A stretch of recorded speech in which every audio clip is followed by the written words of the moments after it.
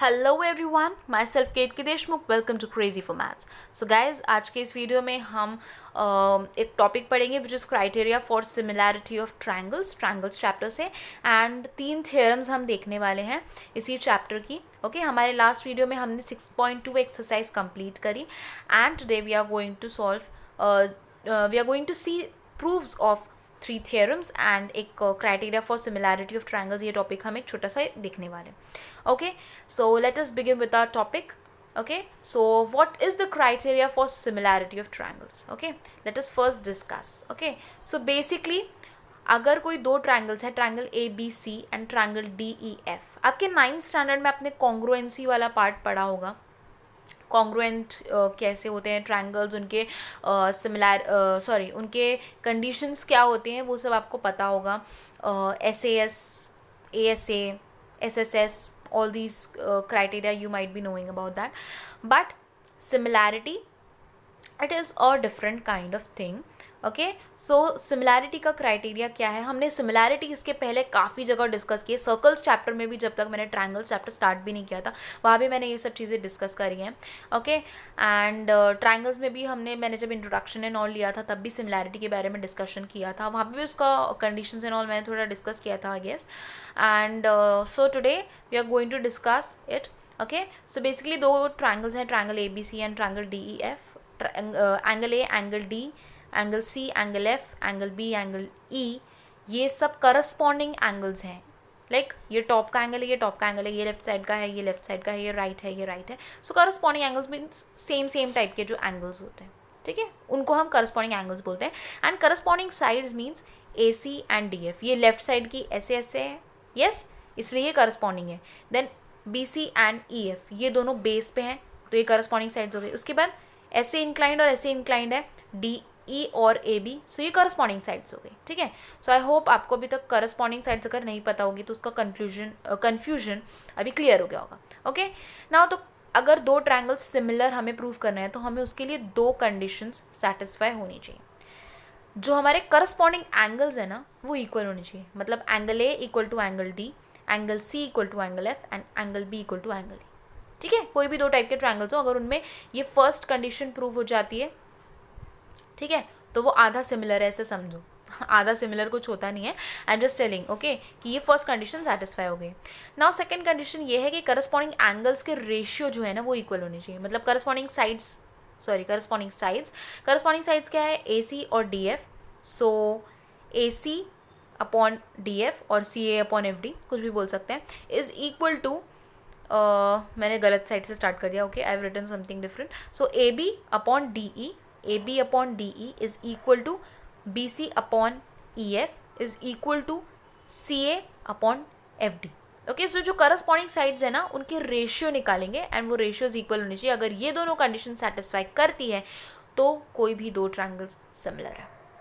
Okay, now let us move on. अभी तक हमने 2 थ्योरम्स पढ़ी थी, theorem 6.1 and theorem 6.2।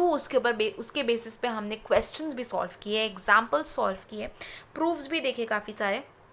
And today we are going to see theorem 6.3, 6.4 and 6.5 in this video. Okay, so theorem 6.3 क्या है वो हम देखते हैं। सो इसका सबसे पहले हम स्टेटमेंट पढ़ते हैं, ठीक है।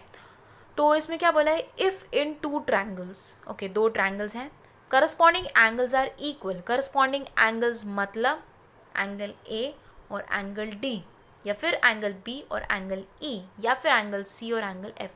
तो इसमें बोला है कि करस्पॉन्डिंग एंगल्स आर इक्वल, मतलब कोई एक एंगल करस्पॉन्डिंग एंगल या सिर्फ एंगल ए और एंगल डी इक्वल है ऐसा नहीं है।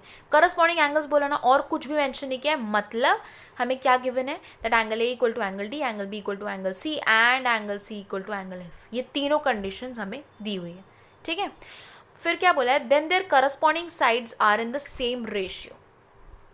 ओके, तो उन्होंने बोला है कि अगर कोई 2 ट्रायंगल्स हैं उसमें उनके करस्पॉन्डिंग एंगल्स इक्वल हैं तो उनके करस्पॉन्डिंग साइड्स का जो रेशियो है वो भी इक्वल होगा।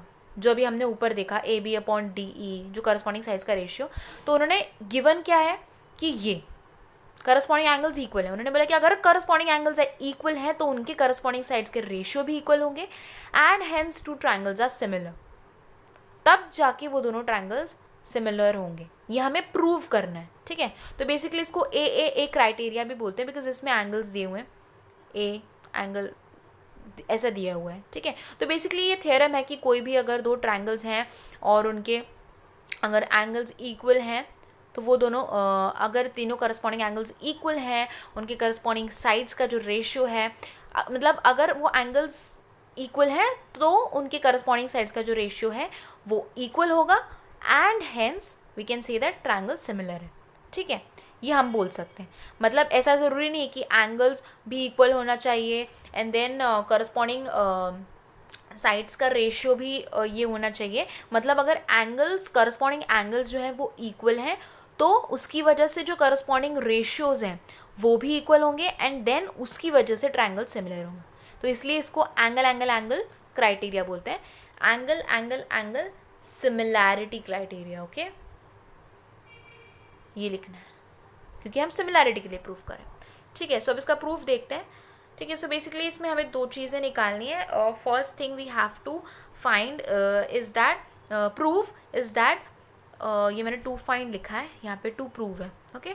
सो टू प्रूव दैट इनके करस्पॉन्डिंग साइड्स जो है उनका रेशियो इक्वल है, एंड दूसरी चीज़ that A B C triangle A B C is similar to triangle D E F. Okay, तो इसका प्रूफ काफ़ी बड़ा है, तो हम थोड़ा सा स्पीड में मूव करेंगे क्योंकि हमें 3 थ्योरम्स देखनी है। ओके, सो बेसिकली इस ट्रायंगल में हमने कंस्ट्रक्शन करा है, एक पी क्यू लाइन ड्रॉ करी है, ठीक है।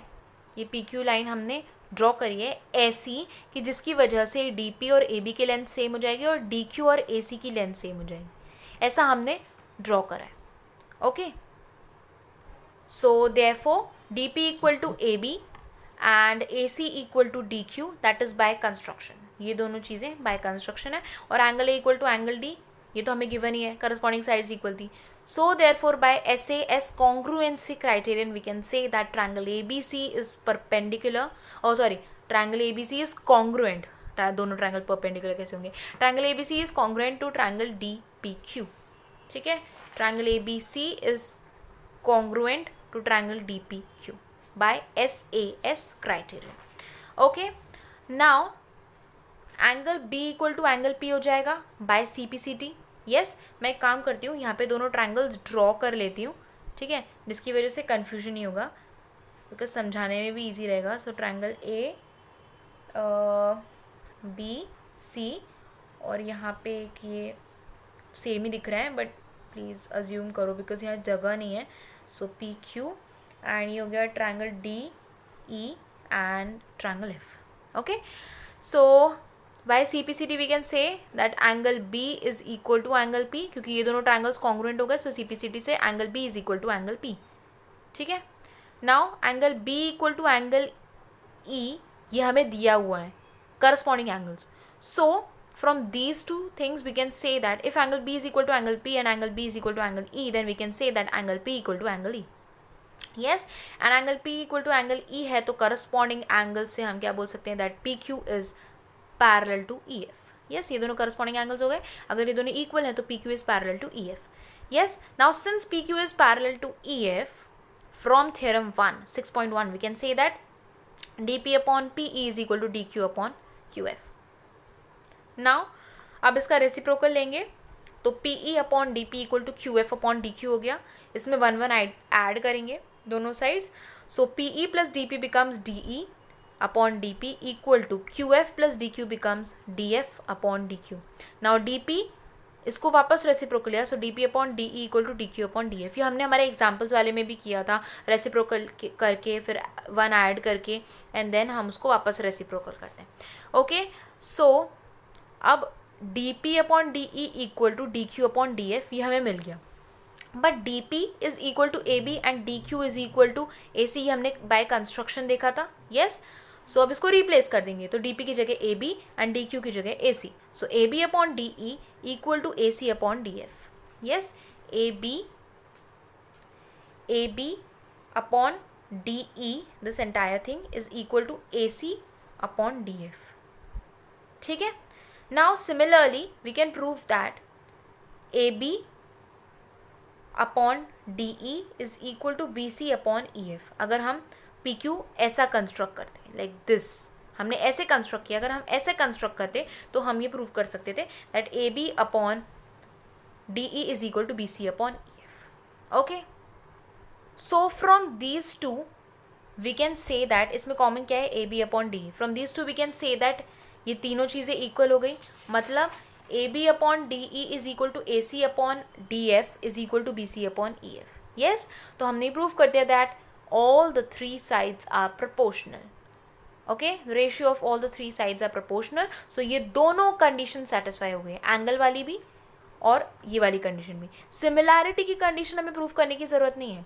सिमिलैरिटी की कंडीशन हमें दी हुई है कि तीनों करस्पॉन्डिंग एंगल्स इक्वल होने चाहिए और तीनों करस्पॉन्डिंग साइड्स का रेशियो जो है वो इक्वल होना चाहिए. हमें बेसिकली एंगल्स दिए हुए थे, तीनों करस्पॉन्डिंग एंगल्स इक्वल, और बोला था कि ये साइड्स हमें प्रोपोर्शनल है क्या वो निकालनी है, वो प्रूफ करना है. तो अगर हमने साइड्स प्रोपोर्शनल प्रूफ कर दी तो दोनों कंडीशन सेटिस्फाई हो गई. अगर दोनों कंडीशन सेटिस्फाई हो गई तो automatically triangle A B C is similar to triangle D E F. Okay, so basically ये मेन चीज़ हमें प्रूफ करनी थी. अगर ये चीज़ प्रूव हो गई एंगल्स गिवन है उससे, तो डेफिनेटली सिमिलैरिटी प्रूव हो जाएगी. Okay, now let us move on to a theorem 6.4. इसमें ये एसएसएस क्राइटेरियन, इसको हम एसएसएस सिमिलैरिटी क्राइटेरियन इसको हम बोलते हैं. सो बेसिकली इसमें जस्ट उल्टा दिया हुआ है. इसमें बोला है if in two triangle sides of one triangle are proportional to the sides of the other triangle, then their corresponding angles are equal and hence the two triangles are similar. इसमें तीनों sides का जो ratio है वो equal दिया हुआ है और एंगल्स, करस्पॉन्डिंग एंगल्स इक्वल है क्या, जस्ट अपोजिट पिछले वाले उससे, वैसे हमें वो प्रूफ कर रहे हैं. अगर वो प्रूफ हो गया तो डेफिनेटली दोनों ट्रायंगल सिमिलर है, ये हो जाएगा. तो सिमिलरली इसमें भी हमने ये कंस्ट्रक्शन किया हुआ है कि D P equal to A B हो जाए और A C equal to D Q हो जाए. ठीक है, मैंने यहाँ पे दोनों डायग्राम्स ड्रॉ कर लिए. ठीक है, पिछले पेज पे था तो मुझे पॉसिबल नहीं था बार बार पेज टर्न करके. ठीक है, तो वापस यहाँ पे डायग्राम ड्रॉ कर लिया है. तो अब कंस्ट्रक्शन से D P equal to A B and D Q equal to A C. ठीक है, जो मैं हर बार बोलती हूँ ना, यहाँ पे रीज़न लिखो, बाय कंस्ट्रक्शन गिवन, ये सब चीज़ें वो ऐसे लिखना है. ओके, अब समझा होगा आपको कि कैसे लिखना है. या सो बाय कंस्ट्रक्शन ये दोनों चीज़ें हमें इक्वल मिल गई. अब गिवन हमें क्या क्या है that A B upon D E is equal to A C upon F D. Yes, ये गिवन है. So from first and second equation we can say that D P upon D E equal to D Q upon D F. ये कैसे आया, D P upon D E equal to D Q upon D F. ये कैसे आया, हमने A B की जगह D P डाल दिया और ए सी की जगह डी क्यू डाल दिया. सो क्या हो गया, D P upon D E equal to D Q upon D F. Reciprocal लिया, ठीक है, और दोनों साइड से वन सब्ट्रैक्ट कर दिया. अब D E minus D P क्या हो जाएगा, D E minus D P क्या बन जाएगा, पी ई, और D F minus D Q क्या बन जाएगा, Q F. Similar is the case. So इसकी वजह से ये P E upon D P equal to Q F upon D Q बन गया. इसका रेसिप्रोकल लिया तो D P upon P E equal to D Q upon D F. So if D P upon P E equal to D Q upon Q F है, तो from theorem 6.2 we can say that P Q is parallel to E F. Yes, if PQ is parallel to EF, then angle P equal to angle E, corresponding angles हैं. ठीक है, अगर ये दोनों corresponding angles हैं, ठीक है, तो ये corresponding angle से प्रूफ हो गया. अगर हमने जैसे पिछले वाले में बोला था PQ अगर हमने ऐसे ड्रॉ किया है तो उसकी जगह हम ऐसे ड्रॉ करते, तो similarly we could have said that angle Q is equal to angle F. नहीं, वेट, हाँ, if angle P is equal to angle E ऐसा है तो angle Q equal to angle F हो जाएगा. ये भी करस्पॉन्डिंग एंगल्स है क्योंकि PQ is parallel to EF. Yes, okay, so ये करस्पॉन्डिंग एंगल से हो गया. सो जैसे ए क्राइटेरियन हमें पता है ना, सिमिलैरिटी क्राइटेरियन, जिसमें तीनों करस्पॉन्डिंग एंगल्स इक्वल होने चाहिए. सो वैसे ही उसकी जगह एक उसके साथ एक और क्राइटेरियन है which is a similarity criterion, जिसमें अगर कोई भी दो करस्पॉन्डिंग एंगल्स इक्वल हो गए तो भी ट्रायंगल्स सिमिलर हो सकते हैं. सो उसी क्राइटेरियन से we can say that from a similarity criterion we can say that triangle D P Q is similar to triangle D E F. So triangle D P Q is similar to triangle D E F. Yes, from a similarity. Okay, तो अगर दोनों similar हो गए हैं, so therefore D P upon D E is equal to dq upon df is equal to pq upon ef, because corresponding sides of similar triangles, they are proportional. ठीक है.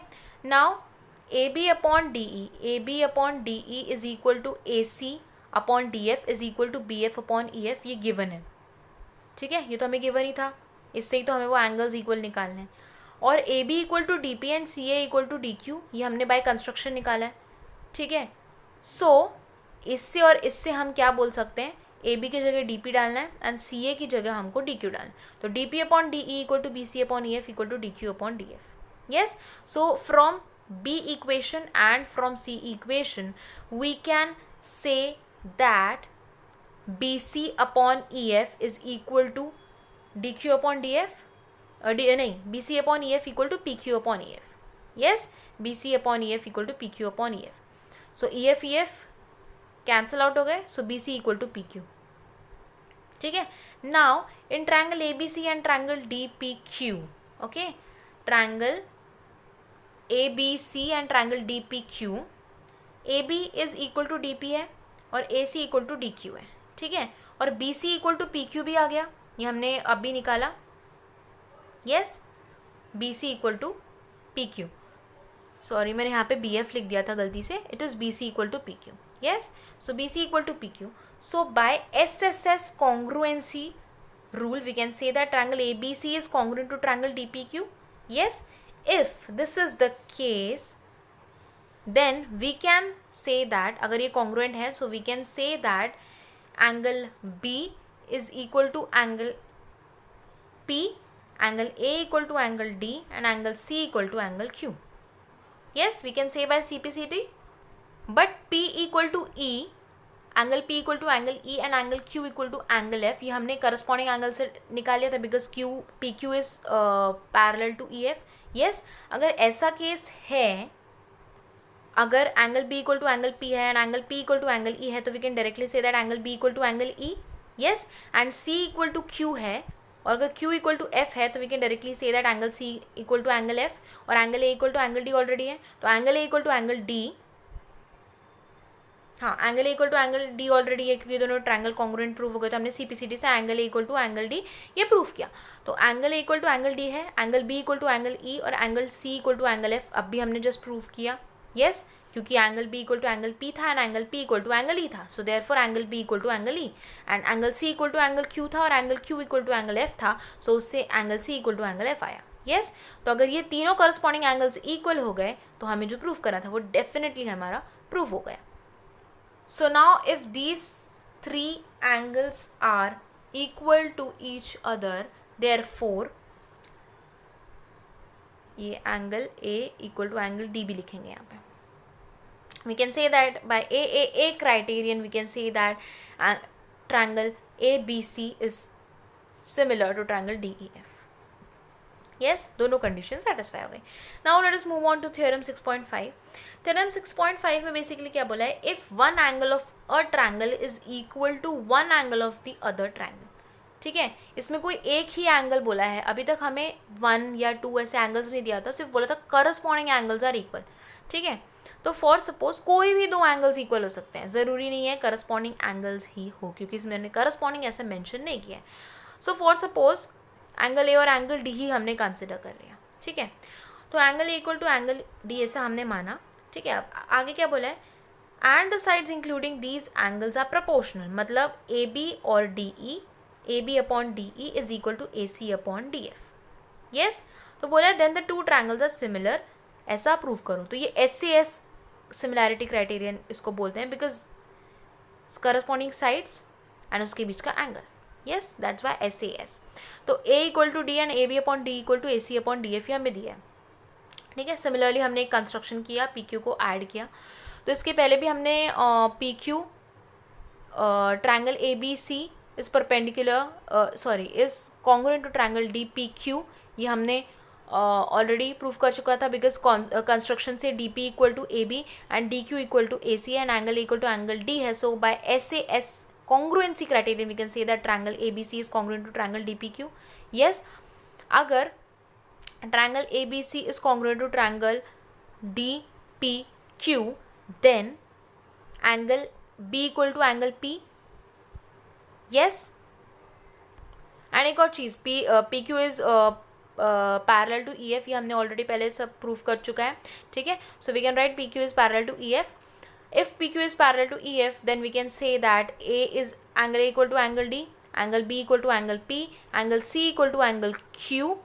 Yes, PQ is parallel to EF उसकी वजह से. So therefore, if this is the condition, then we can say that triangle ABC is similar to triangle DEF. Okay, so guys, this is how we have solved the proof. We have proved these three theorems, and हमने जो topic देखा criteria of similarity of triangles. Okay, so आज का video यहीं ख़त्म करते हैं. Next time we will be solving some of the examples based on these theorems.